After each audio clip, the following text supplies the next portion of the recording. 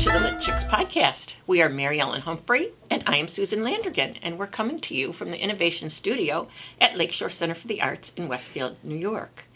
Today, we are going to discuss the first lines of books. Now, I have a few here that I have looked up, and we can go through this. It's a short list. Call Me Ishmael that's Moby Dick. It Was the Best of Times, It Was the Worst of Times, A Tale of Two Cities. Happy Families Are All Alike, Every Unhappy Family is Unhappy in Its Own Way, Anna Karenina. It's a truth universally acknowledged that a single man in possession of a good fortune must be in want of a wife, Pride and Prejudice. In my younger and more vulnerable years, my father gave me some advice that I've been turning over in my mind ever since. The Great Gatsby. All children except one grow up. Peter Pan. I think we'll leave it there. There's more, but... Well, I think the interesting thing, Susan, is that if you read the first line of the book, number one, do you want to continue to read? So it's really a hook to get the reader interested. Mm-hmm. So it should be very interesting and very kind of compelling. But as a writer, when you finish a book, you go back and you look at your first line and you ask yourself, is that an honest, accurate teaser that is really true to the book? Because if you read, for example, the one about, here, let me get it here. The one about, it is a truth universally acknowledged that a single man in possession of a good fortune must be in want of a wife. So, you know, Jane Austen in Pride and Prejudice is talking about this rich man, and she's trying to marry off one of her daughters too. So she believes that anyone who's a successful young man must want a wife. So it really plays into the kind of the humor as well as the premise of her story. And so when you look at all of these, and I have a couple here that I'll share with you as well.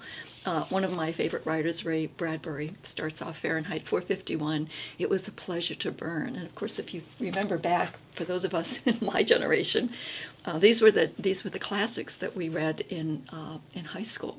And so was Pride and Prejudice, and so was The Great Gatsby, which you quoted here. In my younger and more vulnerable years, my father gave me some advice that I've been turning over in my mind ever since.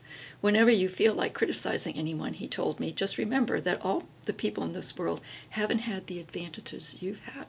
So here we have this premise of a young man who's wealthy and his father's advice, and what happens. And The Great Gatsby takes place in a time of opulence and wealth and so forth. And you know, think about today. We actually have a new kind of generation of billionaire wealth. So we're all curious about what happens in their lives.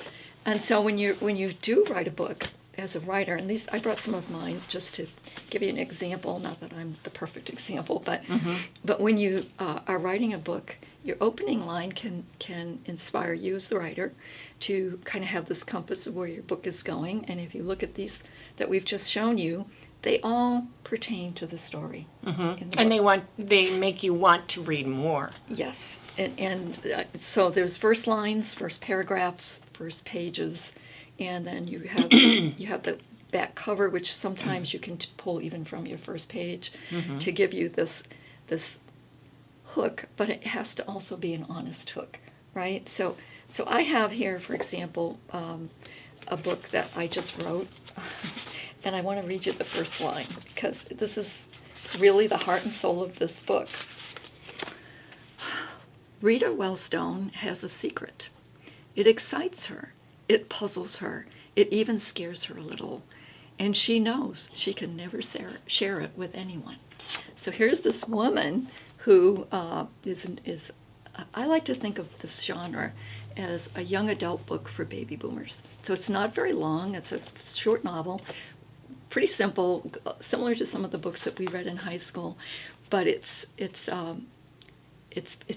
It's a fun read for our generation. And so Rita Wellstone, who is my protagonist, is a newly retired woman who saves the world from plant-based aliens and giant UFOs. And how does she do that? She talks to trees. How cool is that? So this this opening is her secret, and now I've kind of told you what her secret is, but but it's also the heart and soul of the book. Does she tell people what she knows? Risk being embarrassed, risk being ridiculed, and here she is, newly retired, trying to make a new life for herself. So that's kind of what you do. So if you're a writer and you're writing a novel, don't think you have to write the first line at the very first line you write. Sometimes your first line will come to you when you finish the book, and you look at it in whole, in context, and you think, okay, now I want that opening line to capture the essence of my story in such a way that it's mysterious, interesting, and entices the reader to want to read my book. And you pick up books and you look at the first line, right? Or you look at the back cover. I usually open to about the middle and see. Oh, that's interesting. Yeah, So, because first lines often don't tell you very much. and that's an issue, right? Maybe Right. we should have another one on bad first lines. There are books that I've read that did not have an interesting first line, didn't even have an interesting first chapter, and why I kept reading them, I don't know. Well, that is interesting. And I had a book one time many years ago somebody gave to me because their friend had written it. And I started reading it, and I got to the third chapter of the book, and I was struggling because it wasn't as well written as it could have been, and the story didn't seem, it probably meant a lot to them. But for me as a general reader, I didn't quite grasp what he was saying. But then when I got to the third chapter, he's talking about this barbecue. This guy invites all his friends for a barbecue, and he's barbecuing an animal you don't barbecue. And so I put the book down, and I said, all right, I'm done. And when my friend came back and said, how did you like the book? I said, I couldn't get past chapter 3. and he smiled and said, that's pretty much what everyone says. So that's not necessarily a good review of your book, sorry. No, yeah. But you want people to read all the way through.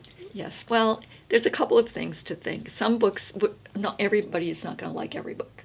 So books can be more, some people like science fiction, some people like fantasy, some people like romances, all kinds of different books, historical books. And as a writer, sometimes we find our genre and sometimes we experiment.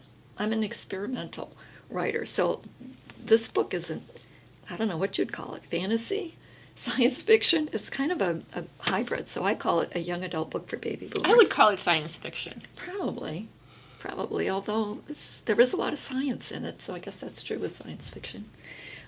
So I have another book I wrote quite a while back. It's called The Last Right. The Last Right. And I had played on the word right, R-I-G-H-T is a right, to the word R-I-T-E, which is a rite you do in a more kind of a religious setting. So this is opening with the statement, how do you make state-sanctioned death palatable to the populace? You call it a rite.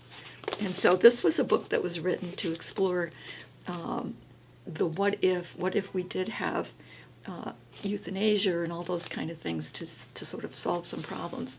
And I like to look at, and this one is a speculative fiction, and I would even go to this point of saying it's a speculative political fiction. So you're going to get really finite with the genre.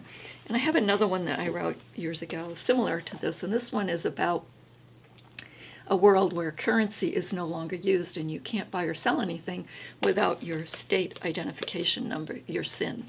And so No Sin is about somebody who doesn't have one. And here's my opening line. Victoria cheeked the shotgun, steadied her hand, and locked onto her target. Orpine was unaware that he was in her sights. She squinted her eyes, lifted her head for a second, smiled, and thought, I win. And so that's how I opened this one. That's a good opening line. Yeah. Well, thank you. So I guess if we're talking as LitChix, we're talking about literature, right? So as we're thinking about this in a sense of writing a novel, and for those of you who are thinking about or working on a novel, you can take your first line and you can test it out. Like you can bring it into a writers group, or if you have friends that are avid readers, you can ask them what they think about this opening line or opening paragraph in a book. and get some feedback on that. It's a skill. It's you know, you can sit down and write 70 or 80,000 words for a novel, but there's certain parts of it that are going to require a whole lot of effort. And one of those is your opening, and also your closing. I have a book that I've been working on, which I've pretty much, it's off to the side right now. I thought I had a great opening line, great opening paragraph, and then it just wasn't interesting. Oh, really? So it's shelved for now. I may get back to it. Okay. But, well, you know, sometimes kind of brainstorming with somebody, or if you have a circle of people you feel comfortable with and say, look, I want to write this, you know, bouncing ideas back and forth can help you kind of brainstorm where you want to go with the book. Might be a helpful thing to do. And it's interesting you say that. I smile when I remember this one lady many, many years ago. She would come to our writers group all excited and have written a first chapter to a book. And she would read a fantastic opening and all this stuff, and every meeting it was a new first chapter. She could never, ever go beyond chapter 1. And even though we tried to coach her, we tried to say, well, you know, what happens and what's your ending and she just loved to write first chapters and openings. It's very interesting. So an opening line is important, but there are other things that are important too. Yes, yeah, kind of finishing the book is important. Yes. And opening lines can be revised. Even, you know, so don't get stuck on it. If you're writing a book, don't worry too much about what I'm sorry. Just had a little Our glitch. teleprompter went crazy. It was telling us something we didn't want to hear. Anyway, where was I? Don't worry about your opening line. Write your book, but then go back and then test that opening line with friends who are readers, and see if it's working. I have a couple others if you want to When hear you're them. sharing with readers, you have to be open to criticism, constructive criticism. Yes, and that's a whole thing we can talk about another time, is Right. how to do constructive critiquing. I like the word critiquing. It doesn't feel as negative as Is criticizing. criticism, yes. But there is an art to it, and it's really important that you have people you can feel comfortable to say, if they say, for example, well, that doesn't make sense, Mary Ellen. Well, it makes sense to me. Right. So you want to know what it is. I'm going to read this this opening here, if you don't mind. This is called The Palimpsest Journal. Well, I don't know if I have time. Do you want to stop? Go ahead. Go ahead. Yeah. Okay. And then we'll go on. It was one of those perfect New England summer days.